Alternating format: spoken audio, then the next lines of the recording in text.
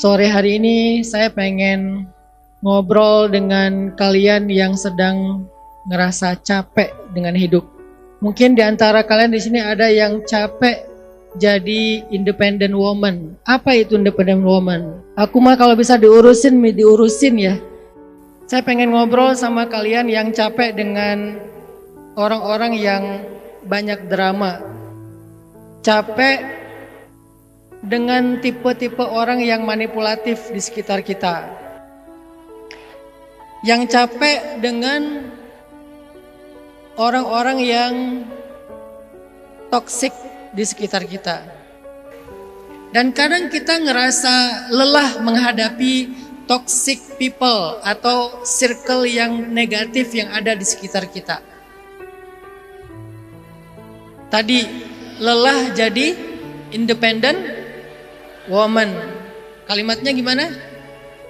Aku mah kalau ada yang urusin mending diurus ya. Apa itu independent woman ya? Please urus aku gitu kan. Atau lelah menjadi orang yang harus selalu baik kepada orang lain. Pernah enggak, jujur tapi ya, pernah enggak kalian ngerasa lelah jadi orang baik?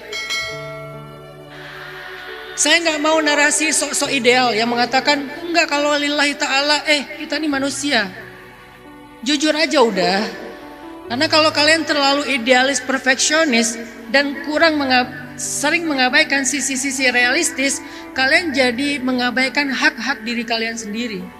Seolah-olah aku mah nggak lelah jadi orang baik, aku mah ikhlas lillahi ta'ala. Bentar, jangan-jangan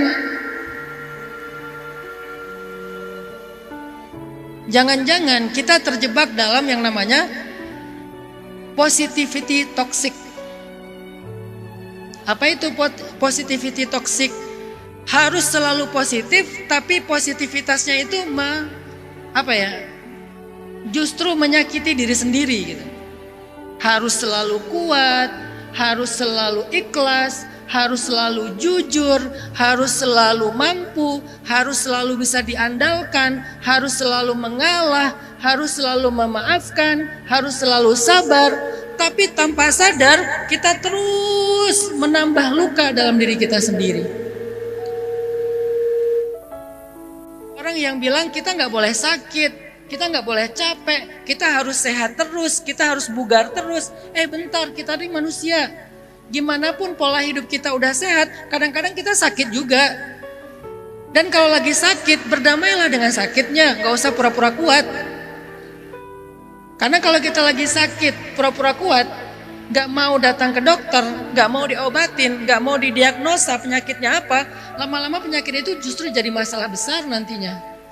Udah akui aja kalau kita lagi kayak baper, kalau kita lagi lelah batin, kalau kita lagi terluka, kalau kita gak sanggup menjalani ini, kalau kita gak sanggup melakukan segala hal yang diinginkan oleh orang-orang di sekitar kita, kalau kita gak selalu kuat, udah akuin aja, ada kalanya emang kita lagi lemah kayak gitu, lagi lelah. Sehingga begitu kita mengakui, kita jadi cari apa ya obatnya, gimana ya menyembuhkannya. Maka disitulah peran ilmu tentang tazkiyatun nafs dalam Islam. Kalau ada yang ada yang komen tentang dakwah Hanan Attaqi, katanya kajiannya cuman tentang galau, tentang patah hati, tentang tentang jomblo. Tahu nggak? Ulama-ulama kita tuh bagi tugas. Ada ulama yang bertugasnya sebagai yang mengajarkan umat tentang tazkiyatun nafs, tentang bagaimana mengobati hati, menyembuhkan luka. Salah satunya adalah Imam Al-Ghazali. Nah, yang jarang dibaca di Indonesia itu tentang apa? Tentang organisasi. Waj'alli waziran min ahli Harun akhi ushdud bihi azri wa asyrikhu fi amri. Itu tentang organisasi. Jadi yang diminta Musa itu pertama adalah kekuatan hati, yang kedua adalah kemudahan dalam merencanakan proyek, program, dakwah. Yang ketiga adalah kemampuan komunikasi, karena itu penting. Dan yang keempat, organisasi, teamwork, bukan sendiri. Padahal beliau orang yang sangat sempurna, tapi masih minta teamwork, yaitu Harun. Tapi dari semua permintaan Nabi Musa, ketika mau diberikan tugas besar, yang nomor satu diminta adalah Rabbishrahli sadri. Ya Allah, lapangkan dada saya. Jadi membahas tentang tazkiyatun nafs, membahas tentang hati, membahas tentang jiwa, membahas tentang mental dalam Islam adalah membahas sesuatu yang sangat penting, teman-teman. Jadi isu mental, isu hati, isu jiwa, isu mindset itu adalah isu-isu yang penting dalam Islam. Jangan diremehkan dan seolah-olah itu nggak layak dibahas di dalam kajian Islam ataupun taklim. Ini pasti dia mereduksi pemahamannya tentang Islam atau parsial banget pemahamannya tentang Islam. Cuman kan kita bukan tipe orang yang mau berdebat di sosmed ya. Saya bukan tipe orang yang suka debat di sosmed. Saya lebih suka ya udahlah kita fokus aja dengan dakwah kita. Dasarnya saya sebagai orang Aceh kan diladenin yang kayak gitu-gitu. Orang Aceh kuliah di Mesir, bayang gak sih? Orang Aceh kan belak-belakan kuliah di Mesir. Mesir itu Sumateranya Arab, yang to the point, belak-belakan, vulgar. Mereka ngomong apa adanya, no hard feeling mereka tuh. Jadi enggak yang kalau di Jawa itu kan santun, pelan-pelan, mending diam ya. Apalagi di Sunda. Mungkin karena saya udah kelamaan di Bandung kali ya. Udah 18 tahun di Bandung, jadi kayak ya udahlah gencan ayo. Coba kalau saya baru dari Aceh dulu, mungkin masih wah diladenin. Jadi teman-teman, nggak usah berkecil hati untuk hadir dalam majelis-majelis para ulama, para kiai, para habaib yang banyak mengangkat tentang masalah hati, jiwa, mental, mindset atau pikiran, karena itu penting sekali dalam hidup kita. Kalau itu nggak sehat, dakwah kita itu nggak akan maksimal, kerjaan kita nggak maksimal, karir kita nggak maksimal, hubungan kita nggak maksimal. Termasuk rumah tangga kita itu nggak akan bahagia, karena bahagia itu letaknya di sini, bukan di sini. Tapi ini faktornya. Tapi letaknya bahagia di hati. Kalau hatinya nggak punya sifat qanaah, mau dikasih ini berapapun nggak akan happy. Kan berarti tentang qanaah kan, bukan tentang berapa yang dia punya kan. Makanya kalimatnya wala saufa yu'tika rabbuka fatarda. Ridha itu di hati tempatnya. Atau wa amma bi ni'mati rabbika fahaddits. Jadi urusan hati itu teman-teman dalam Islam adalah urusan yang sangat penting. Makanya salah satu di antara bekal yang Allah berikan kepada Nabi Musa ketika beliau sedang mau berdakwah kepada Firaun itu adalah bekal kesiapan mental, kesiapan hati. Berkali-kali Allah ngomong gini, la takhafa inni ma'akuma asma'u wa ara. La takhaf innaka antal a'la. Jangan takut, jangan takut, jangan takut. Kata Allah kepada Musa. Apa takut dalam bahasa kita hari ini? Anxiety, overthinking, ya. Itu kan takut dalam konteks hari ini. Kita cemas, kita terlalu banyak mikir sesuatu yang belum tentu terjadi.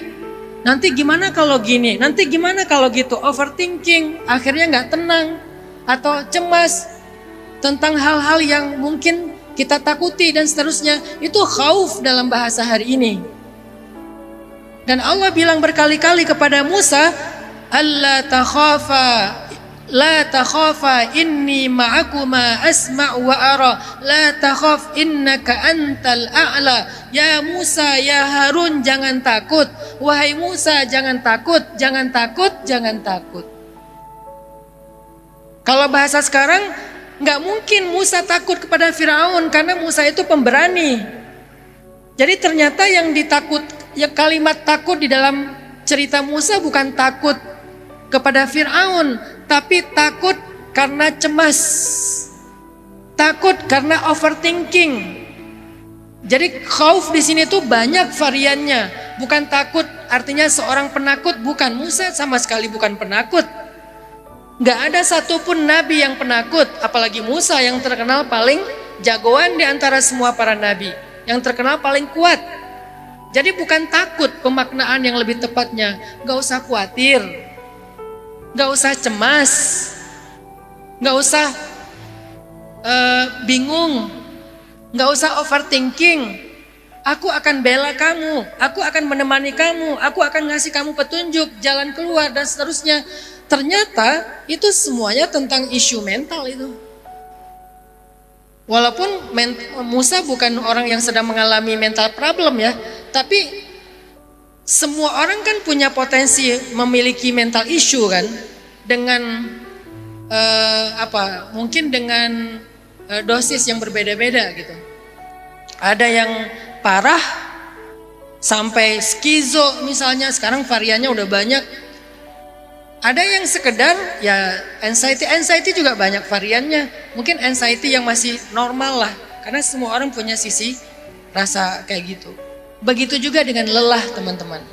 Jadi kalau judul-judul kajian Hanan Attaqi adalah tentang lelah, tentang Gencanayo itu kan tentang masalah berdamai, kan Gencanayo itu tentang berdamai gitu kan, berdamai dengan keadaan. Itu tuh lagi ngebahas tazkiyatun nafs, kitab ihya, kitab-kitab tentang masalah hati, tapi diterjemahkan ke dalam bahasa segmentasi dakwah bilisani qaumihi liyubayyina lahum. Sebetulnya materinya sama aja. Kalau kalian dengar ulama-ulama, kiai-kiai, habaib-habaib yang bicara tentang hati, materinya hampir sama. Cuman kenapa kalian ngerasa kok kayak nyambung? Karena bahasanya memang bahasa sehari-hari kalian. Kenapa ya kalau dengar kajian Ustaz Hanan itu kayak relate? Sebetulnya yang lain juga relate, cuman ini diksinya yang relate. Jadi kayak ngeh gitu, kayak langsung paham, kayak langsung jelas. Liyubayyina lahum, untuk menjelaskan kepada mereka. Jadi yang pertama yang saya pengen share sama kalian adalah kalian berhak kok untuk sesekali merasa kalau kalian itu punya masalah,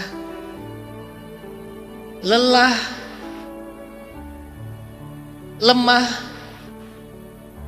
cemas, luka, apalagi trauma. Semua itu nggak apa-apa. Kalau kalian ngebahas aku lagi punya trauma nih, nggak apa-apa. Nggak usah ditutup-tutupin, nggak usah di denial, nggak usah terlalu ignoring, karena itu hal yang wajar. Para sahabat juga ada yang kayak gitu, namanya Abu Umamah.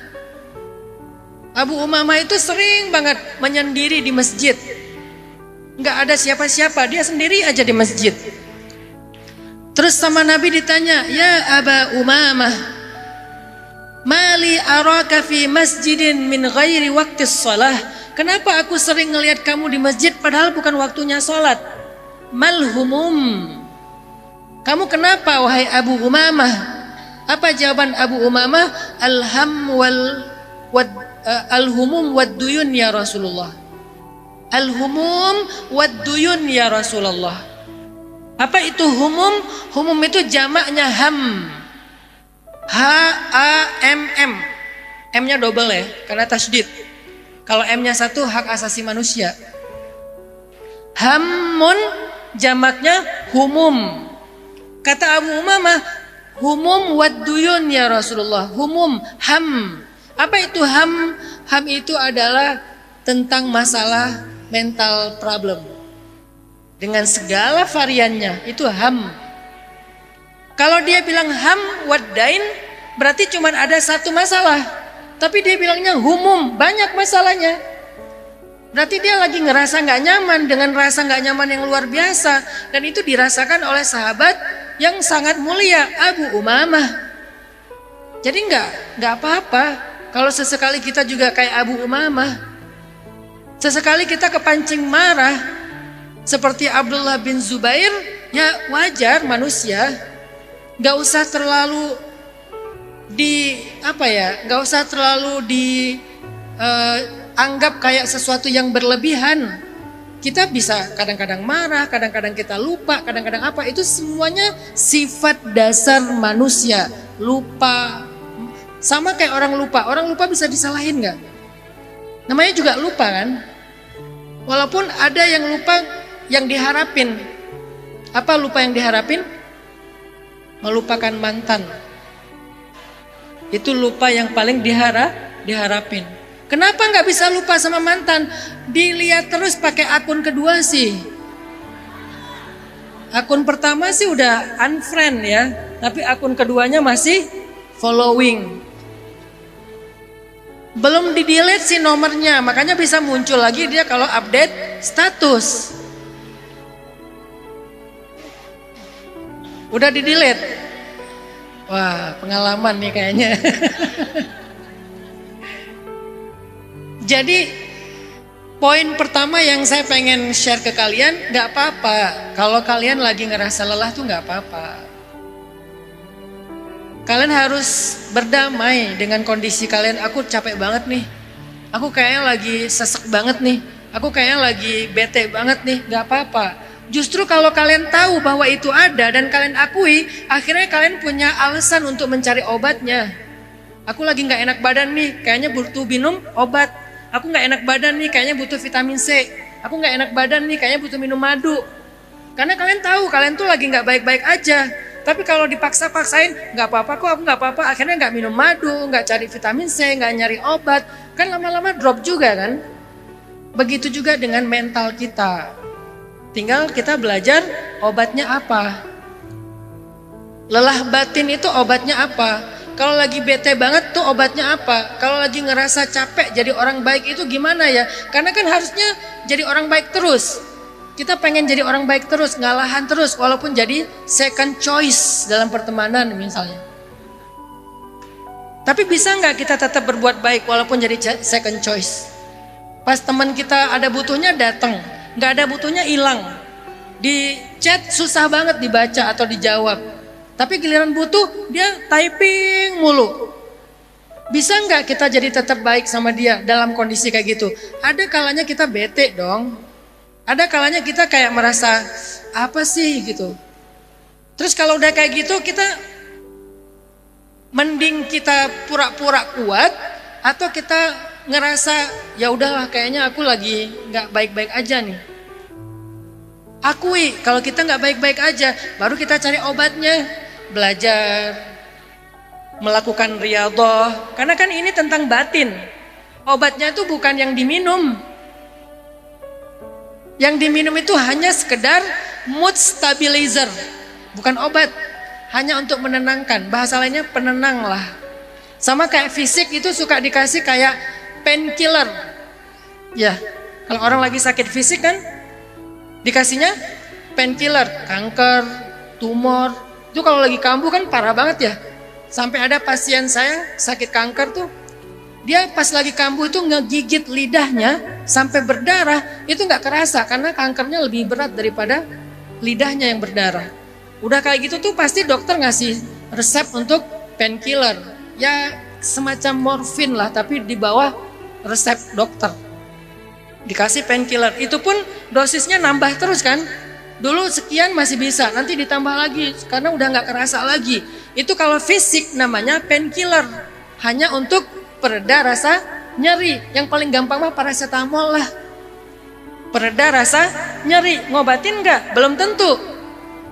Kalau dalam mental namanya mood stabilizer, menenangkan. Ngobatin nggak? Belum tentu. Kadang-kadang dengan resep dari seorang psikiater dikasih tuh mood stabilizer karena dia udah lagi kayak tantrum banget gitu. Ya udahlah biar tenang dulu kasih mood stabilizer. Setelah itu ada proses pengobatan, terapi, segala macam. Maka kita pengen belajar juga nih. Apa obat ketika kita ngerasa memiliki mental problem? Salah satunya adalah lelah. Saya nggak mau menyampaikan pendapat saya cuma pengen mengutip pendapat ulama yang lebih ngerti lah tentang isu ini. Pertama adalah, ini bukan mood stabilizer ya. Jadi kalau kalian mengamalkan ini nggak otomatis saat itu juga kalian jadi tenang nggak ya? Ini bukan mood stabilizer ya, ini obat. Orang minum obat bukan tenang. Kalau mau tenang painkiller. Tapi minum obat itu untuk melawan penyakitnya. Dan itu butuh waktu untuk sembuh. Nggak langsung saat itu juga dia tiba-tiba nggak ngerasa sakit, nggak. Jadi kita harus paham. Ustadz, saya udah amalkan yang Ustadz bilang, tapi kok saya nggak tenang? Karena kamu bukan lagi dikasih mood stabilizer, kamu lagi dikasih obat, lagi dikasih terapi, dan itu butuh waktu untuk bisa sampai berpengaruh, impact gitu. Yang pertama kata para ulama adalah belajarlah untuk deep talk dengan Allah. Ini bahasa narasi Islamnya munajat. Narasi Islamnya munajat, syakawa, nida, doa, ilhah. Itu semua istilah-istilah narasi Islam. Tapi kalau saya pakai itu dong anak-anak muda main kan apa ya? Itu apa ya? Kok berat banget ya materinya ya? Kayak bedah kitab kuning ya. Makanya tugas saya menerjemahkan. Bukannya saya nggak tahu istilahnya. Gini-gini walaupun nggak pintar-pintar amat ya belajar juga lah di Mesir. Ada istilahnya ilhah, ada namanya istilahnya nida, ada istilahnya syakawa, ada istilahnya doa, ada istilahnya munajat. Semua itu tentang curhat sebetulnya. Atau ada yang lagi yang berduaan banget, al-unsu billah. Berduaan dengan Allah dalam curhat. Bahasa lainnya al-unsu billah. Cuman bahasa anak mudanya deep talk. Coba kita belajar deep talk sama Allah. Arti deep talk itu hati ke hati gitu. Dari hati ke hati. Jadi kita kayak ngomong gitu. Masalah kita ada masalah apa? Ngomong sama Allah. Memang kalau kita deep talk sama Allah itu kita nggak dapat feedback secara verbal. Karena kita tidak berbicara dengan makhluk. Kita berbicara dengan yang maha agung. Nggak bisa kita samain untuk dapetin feedback secara verbal. Langsung di typing misalnya. Langsung dibalas dengan kalimat-kalimat kayak motivational speech gitu. Enggak dapet. Kalimat verbalnya nggak dapet. Tapi Allah akan berbicara ke hati kita. Makanya bahasanya itu deep talk. Karena yang ngomong itu hati. Walaupun kita menggunakan lisan, Allah itu akan ngomong ke hati kita. Dia nggak akan ngomong ke telinga kita. Jadi kita nggak dengar suara Allah. Kita nggak dengar Allah berfirman karena kita bukan nabi. Kalimat itu udah selesai. Ayat-ayat udah selesai turunnya di zaman Nabi Muhammad. Nggak ada lagi ayat setelahnya. Jadi nggak akan turun ayat ketika kita berdoa. Nggak akan. Tapi gimana cara Allah ngomong ke kita? Allah akan berbicara kepada hatimu, bukan telingamu. Yang akan menangkap firman-firman Allah, nasihat-nasihat Allah, motivasi dari Allah, support dari Allah, chat dari Allah adalah hati kita. Makanya disebut dengan deep talk. Coba belajar deep talk sama Allah. Nanti Allah akan ngomong ke hati kalian. Dan ini bukan retorika ya, saya sendiri ngamalin soalnya. Emang Ustadz pernah lelah? Ya pernah lah, namanya juga manusia. Nabi Musa aja gitu, gimana saya? Lelah kenapa Ustadz? Gak usah ditanya itu. Nanti malah saya yang curhat. Viral lagi di Lambe Syariah. Kalau saya lagi ngerasa lelah, kalau saya lagi ngerasa kayak capek, kalau saya lagi ngerasa kayak bete, ilfil, marah, segala macam, terluka, saya akan ngomong sama Allah. Kadang lagi di jalan, kadang lagi di rumah, kadang lagi kayak di alam, di mana aja lah, ngomong sama Allah. Saya akan ngomong kayak saya lagi ngomong sama temen. Kalau kepada manusia, orang yang paling tahu tentang lelah dan rasa nggak nyaman di hati saya itu adalah, pertama adalah istri, kedua adalah anak perempuan saya. Saya nggak pernah curhat ke orang, saya nggak curhat ke apalagi sosial media ya. Saya nggak akan curhat di sosial media. Saya kalau mau deep talk ngomongnya tuh sama anak gadis, sama Aisyah tuh paling sering. Duduk berdua di meja makan, ngobrol. Kadang-kadang nangis bareng, habis nangis ketawa, habis itu selesai. Semalam aja kita habis deep talk juga. Ada Aisyah, Maryam lagi pulang dari sekolahnya karena dia boarding, baru pulang. Sampai jam 12 kita ngobrol bertiga, cerita, curhat, segala macam. Deep talk lah. Kadang saya yang dengerin, kadang mereka yang dengerin. Nah, seperti itulah saya berusaha untuk ngobrol kepada Allah. Nggak terlalu jauh beda, nggak sekaku, ya Allah sesungguhnya. Nggak perlu sekaku itu juga. Namanya juga curhat kan ya. Ya Allah aku lagi nggak enak hati nih. Ya Allah aku lagi sedih banget nih. Ngomong aja, ngomong. Deep talk sama Allah. Karena deep talk sama Allah itu adalah salah satu rahasia datangnya keajaiban dalam kehidupan kita. Kalau kita deep talk sama manusia hanya untuk melegakan hati kita ya. Tapi deep talk sama Allah, selain Allah akan bicara kepada hati kita, Allah sendiri yang akan mencari jalan untuk menolong kita secara ajaib. Apa dalilnya? Nanti teman-teman bisa buka kisah Nabi Yakub di surat Yusuf ayat 86. Nanti di rumah dicatat dulu aja. Nanti di rumah coba kalian ulangi kata-kata yang pernah diucapkan Nabi Yakub ketika beliau sedang marah dan sedih. Marah plus sedih. Marah kepada putranya yang 10, sedih karena 2 putranya yang hilang. Yang satu Yusuf, yang kedua Bunyamin. Marah dan sedih. Dan ini dua-duanya masalah mental ini. Mental issue. Marah, mental issue. Sedih juga mental issue. Jadi jangan bilang mental issue itu cuma masalah kelainan. Bukan, semua kita punya mental issue kok. Cuman beda-beda dosisnya. Apa kata-kata Nabi Yakub alaihissalam ketika beliau marah dan sedih? Ini kata-kata beliau. Innama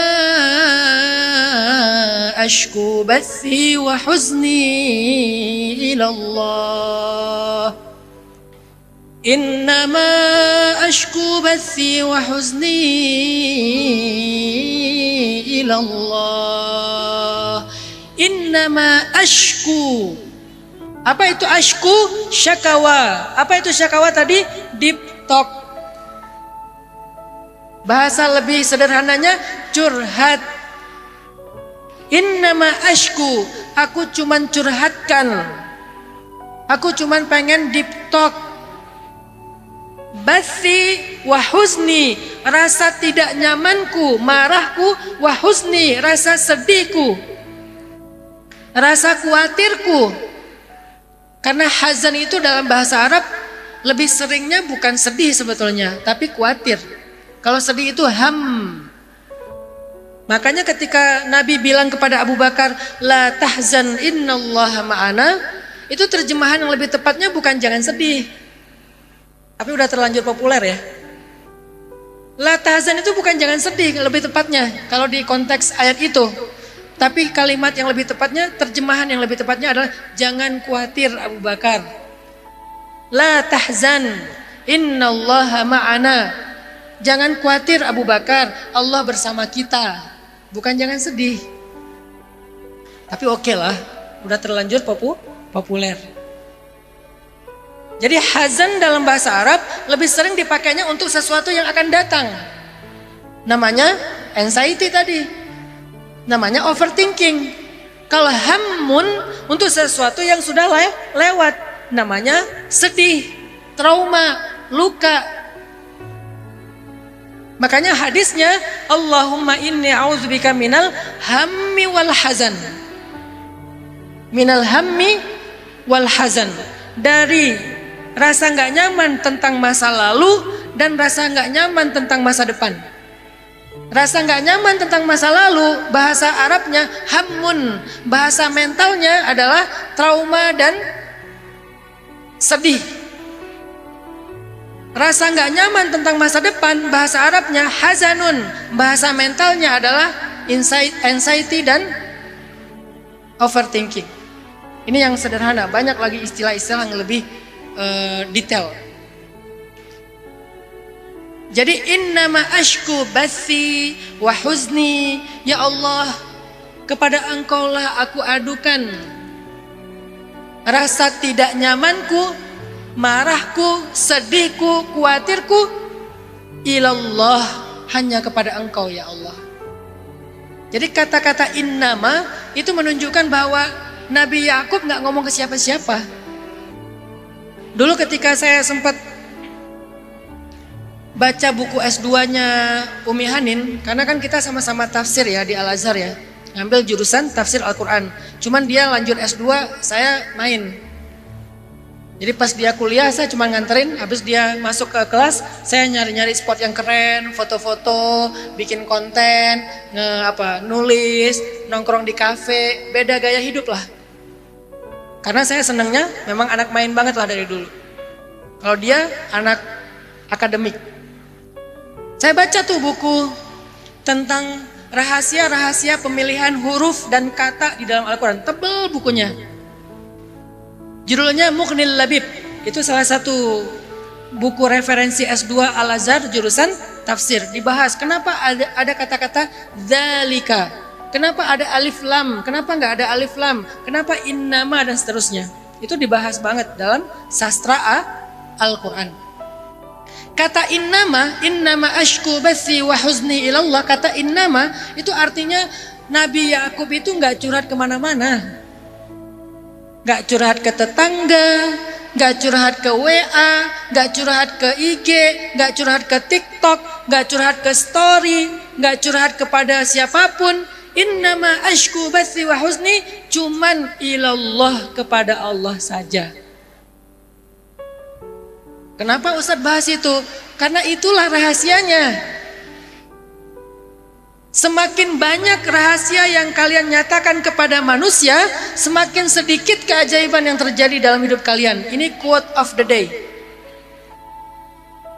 Semakin banyak orang tahu rahasia kalian, semakin sedikit keajaiban dalam hidup kalian. Mau diulang?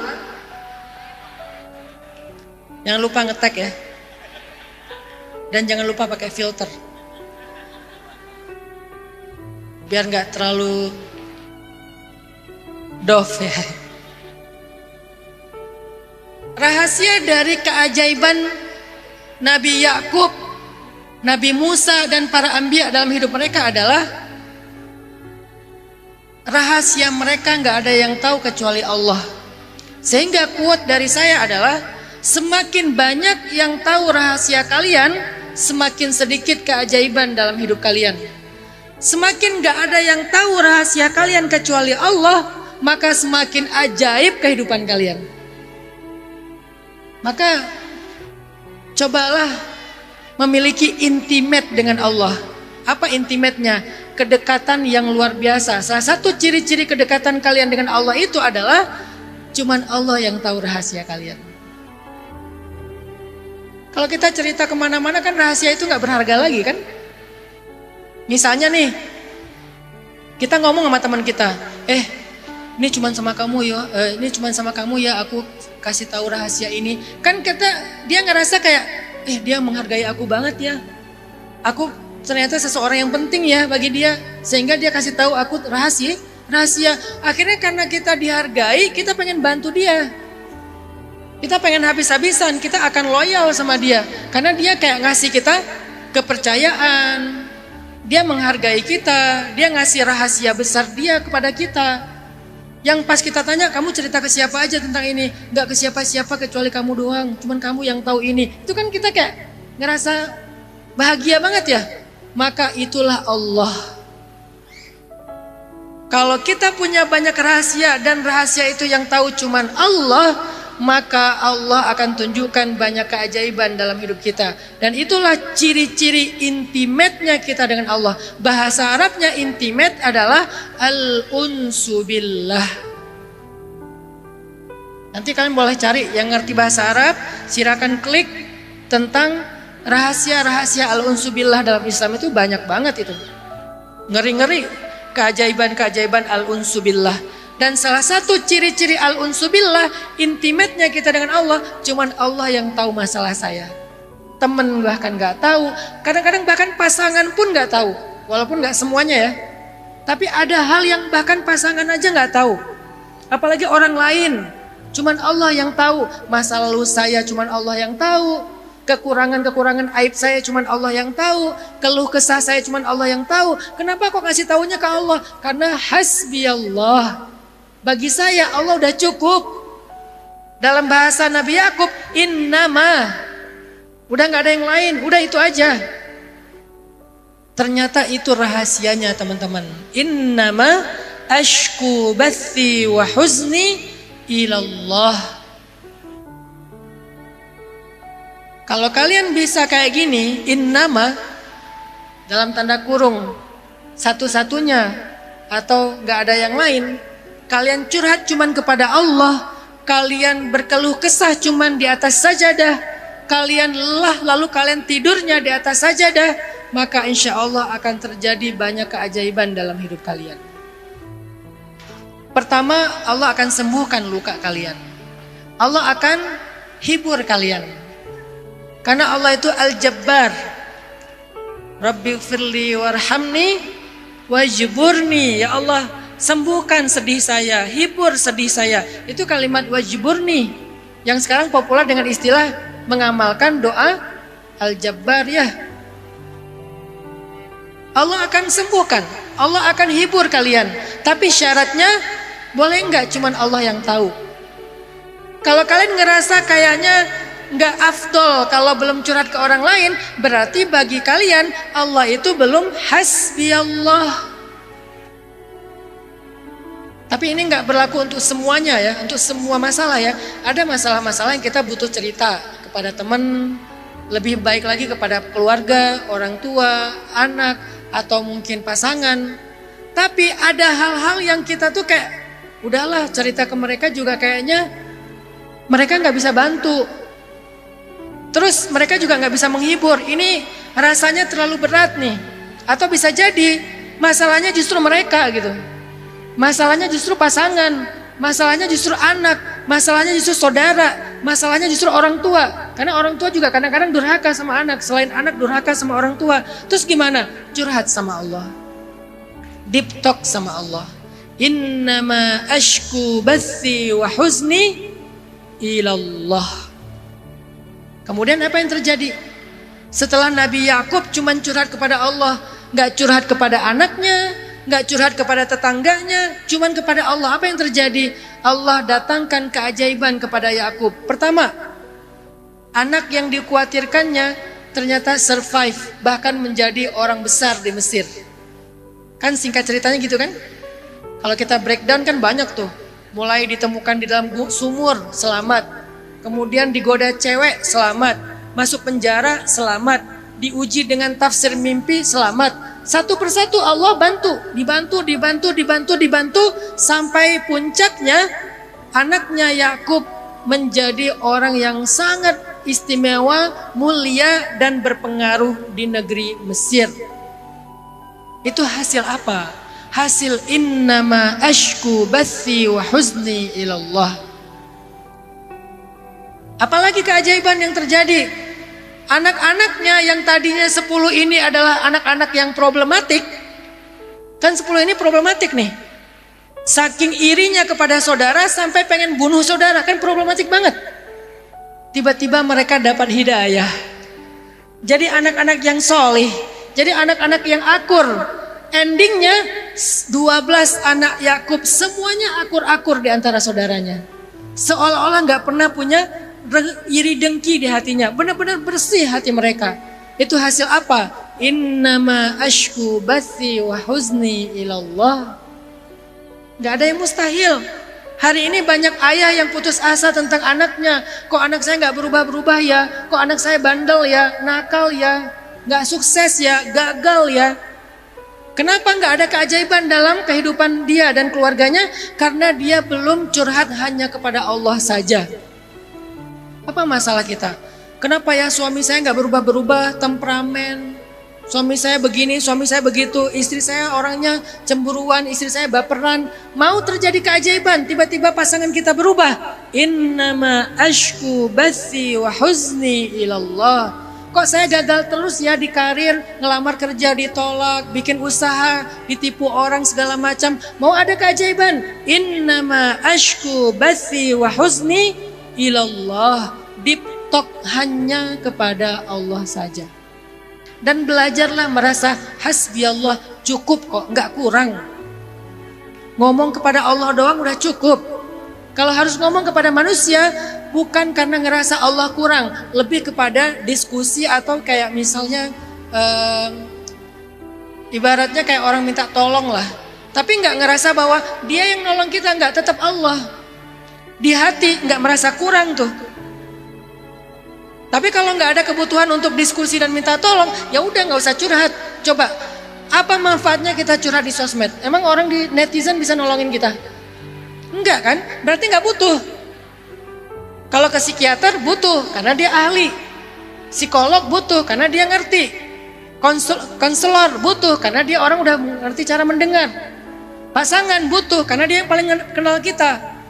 Tapi orang lain di WA status, di sosmed, apa yang mereka bisa lakukan kalau kita curhat? Nggak bisa apa-apa, maka tidak. Kenapa harus kita sampaikan kepada mereka? Validasi kah? Butuh kayak diakui kalau kita ini korban, playing victim? Apa untungnya validasi dan playing victim dari netizen? Apalagi netizen yang maha tahu itu. Yang mereka kadang lebih tahu daripada yang buat konten gitu ya. Maka belajarlah merasa hasbi Allah. Allah udah cukup. Allah udah cukup. Itu obat pertama atau exercise pertama, terapi pertama yang diajarkan ulama yang ada di dalam surat Yusuf ayat 86. Udahlah, serahin aja kepada Allah. Apa masalah kita? Serahin sama Allah. Atau kita bisa baca juga di surat Ghafir ayat 44. Ini kata-kata Nabi Musa. Surat Ghafir ayat 44. Wa ufawwidu amri ilallah. Wa ufawwidu amri ilallah. Tahu enggak? Wa ufawwid itu artinya apa? Akar katanya mirip dengan faydon. Faydon itu bahasa Indonesianya air bah. Banjir bandang. Itu bahasa Arabnya faydon. Jadi wa ufawwidu amri ilallah. Maaf ya saya bahasnya kayak gini karena di masjid ya. Jadi biar lebih ngaji lah ibaratnya. Wa ufawwidu amri ilallah artinya aku serahkan semuanya kayak air bah tuh. Habis-habisan diserahin. Kayak orang kena banjir bandang tuh gimana? Banjir bandang kan datangnya tuh tiba-tiba banyak, nggak ada henti-hentinya kan gitu kan? Nah itu akar katanya sama tuh. Wa ufawwidu amri ilallah. Semua urusan saya serahin ke Allah. Itu Nabi Musa yang ngomong kayak gitu. Makanya terjadilah keajaiban. Karena Nabi Musa udah deep talk kepada Allah. Akhirnya keajaibannya apa? Keajaibannya banyak. Mulai dari katak, belalang, kemudian laut terbelah, kemudian manna wa salwa, kemudian negeri al-muqaddasah. Banyak keajaiban yang Allah berikan kepada, kemudian keluar 12 mata air. Kenapa keajaiban-keajaiban itu terjadi dalam kehidupan Nabi Yakub dan Nabi Musa? Karena innama ashku bathi wa huzni ilallah wa ufawwidu amri ilallah. Emang deep talk banget mereka sama Allah. Siang mereka berdakwah, dakwah kita terjemahkan karir. Malam, sedikit lagi ya, materinya masih penting. Siang mereka berdakwah, bahasa kitanya karir. Malamnya mereka minta sama Allah, ya Allah, aku serahkan urusanku kepada Engkau. Ya Allah, aku serahkan hajatku kepada Engkau. Gitu. Sebetulnya ada beberapa terapi sih, karena kata panitia waktunya udah habis. Saya cuma bisa share satu hari ini. Insya Allah next time kita share lagi atau di sosmed saya. Kalau kalian lagi ngerasa lelah, capek dengan dunia, obatnya itu ada di langit. Nggak ada di bumi. Obat di bumi itu untuk penyakit fisik. Kenapa? Karena fisik kita diciptakan dari tanah, obatnya ada di tanah. Tapi jiwa kita diciptakan di langit, obatnya di langit. Kan kita terdiri dari dua kan, jasad dan roh. Jasad diciptakan dari tanah, makanya semua obat-obat penyakit fisik kita ada di tanah. Baik yang herbal ataupun yang udah dikonvert menjadi obat-obat medis, tapi kan dari tanah. Sedangkan roh kita, jiwa kita diciptakan di langit, sehingga obatnya ada di langit. Salah satunya adalah deep talk sama Allah. Innama ashku bathi wa huzni ilallah wa ufawwidu amri ilallah. Allahu alam. Barakallahu li wa lakum. أعوذ بالله من الشيطان الرجيم بسم الله الرحمن الرحيم اللهم لك الحمد عدد خلقك ولك الحمد زينة عرشك ولك الحمد مداد كلماتك ولك الحمد يا حبيبنا حتى ترضى ولك الحمد إذا رضيت ولك الحمد بعد الرضا اللهم صل على سيدنا محمد في الأولين وصل على سيدنا محمد في الآخرين وصل وسلم وبارك على سيدنا محمد في الملأ الأعلى إلى يوم الدين اللهم إنا نعوذ بك من الهم والحزن ومن العجز والكسل ومن الجبن والبخل ومن غلبة الدين وقهر الرجال يا حي يا قيوم برحمتك نستغيث أصلح لنا شأننا كله ولا تكلنا إلى أنفسنا طرفة عين ربنا آتنا من لدنك رحمة وهيئ لنا من أمرنا رشدا واجعل لنا من كل ضيق مخرجا ومن كل هم فرجا ومن كل عسر يسرا ربنا آتنا في الدنيا حسنة وفي الآخرة حسنة وقنا عذاب النار وأدخلنا الجنة مع الأبرار يا عزيز يا غفار يا رب العالمين.